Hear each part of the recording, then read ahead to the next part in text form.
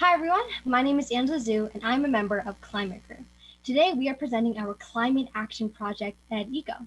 We sincerely want to thank everyone in our families, local community, and all of our PGC friends and staff. Before starting the presentation, I want to acknowledge the ancestral Matinecock land that we live on. Acknowledging the Indigenous land that we currently inhabit is incredibly important, and it is one of the guiding factors for Eddico's purpose. So, Eddico's mission is fourfold. Number one, motivate people of all ages to explore local trails, parks, nature reservoirs, and connect with nature again. Number two, educate people about environmental issues and their impact on the local community. Number three, provide in-depth knowledge on local indigenous populations and the history of their land. And number four, inspire more people to join the climate action movement by providing more information and ways to combat it. So how does Eddico work, and what progress have we made and challenges have we faced along the way? Well, throughout the past few months, we've been involving our CAP as well as ourselves. Originally, our goal was to place signs at local parks and trails with QR codes to access our website service. And while we absolutely want to do that in the near future, for this climate action project, we decided to move into another direction. After trying our best to get into contact with local officials, we realized that we first needed a website to display the resources that we want to feature on those signs. And however, it was there that we actually got stuck with the content and the formatting on the website. After hearing insight and advice from our incredible ambassador and our mentor, we decided to perform a market survey, which was done to see what the people really wanted. We collaborated with our school's environmental club, as well as a lot of other climate organizations like Springboard, to spread our survey. We received almost 100 responses across a wide array of age ranges, socioeconomic statuses, and ethnicities. So, drawing from our survey findings and the desires of Long Island residents, as well as people across the country, the Eddico website will feature easily accessible information in many manageable formats. We determined those best to be visual formats and infographics, which would be very easy to read while also being informative. So, going into the contents of our survey, we looked into how people visited various national areas, including nature reserves, state parks, and trails. We found that most people don't really visit these places, and those who do visit once a month or less. Seeing these results really made us realize how important it was to get more people out to these beautiful locations so they can enjoy the natural areas that are around them. We also found that many people were interested in finding new nature locations to visit. However, many people do not search for these new areas, which could be due to a lack of information available or not enough categorized and easily accessible info on the internet. We also noticed that when surveyed, the public often preferred exploring local natural areas that were free of pollutants. This significantly impacted the direction of our projects, since we realized that providing guidance on and details on the local trails and nature reserves would generally be the most desired format. Additionally, on our website, we want to provide easy way for people to prevent these pollutants from affecting their local area. And viable options include promoting cleanup events and offering tips to help people know how to reduce pollution and littering. We also assessed our community's knowledge of Indigenous communities. As you can see from these figures, people's knowledge of Indigenous communities is generally very, very low. Furthermore, Indigenous communities are shown to be underrepresented in social media. However, an overwhelming majority of people wanted to see more of these Indigenous topics displayed online or in social media.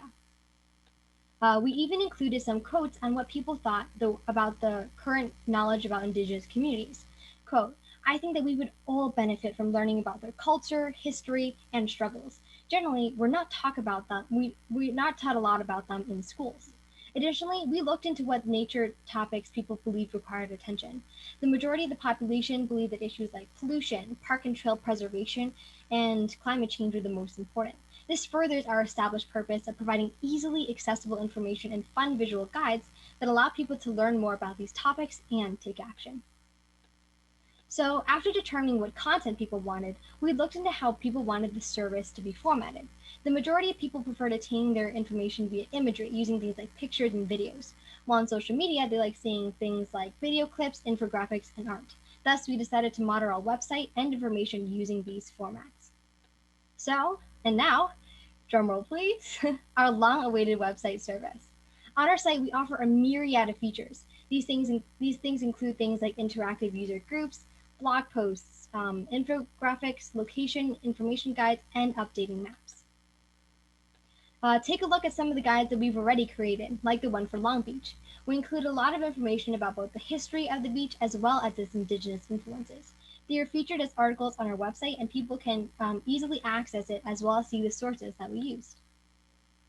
Additionally, we also have an interactive forum where people can join various discussions about different climate topics and also express their love and recommendation for local trails and activities to do. Furthermore, we also have very fun and virtual blog posts that catch the reader's attention while also being very informative. You can see some examples here where we have information about various animals and species. Moreover, we also have a lot of quality infographics that are created by the users of our site. As you can see in the graph, a lot of people were willing to participate in infographic writing, and we hope to expand this in the future where on our website people can freely submit credible information to help others learn about climate issues and ways to combat it. So we also include an incredible map that updates the various nature reserves, state parks, and trails that our survey responders love to visit.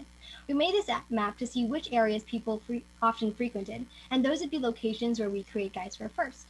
In the future, we hope that people who visit these locations can be inspired to create their own guides for the trails they frequent, and soon this map will be filled with all of these little boom marks.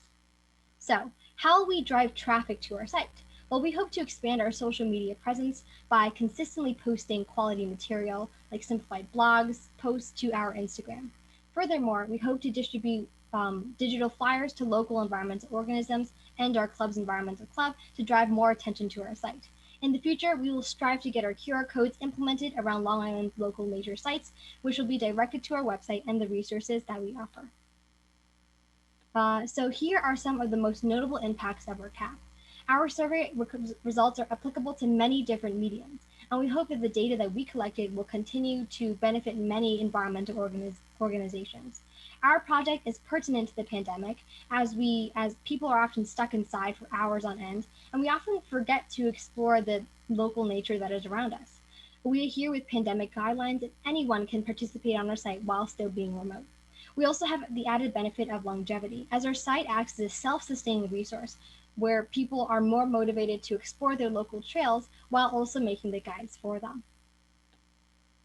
So thank you so much for listening to our presentation, and every one of us from Climate Crew cannot thank you all enough for your support for both our team and the environment.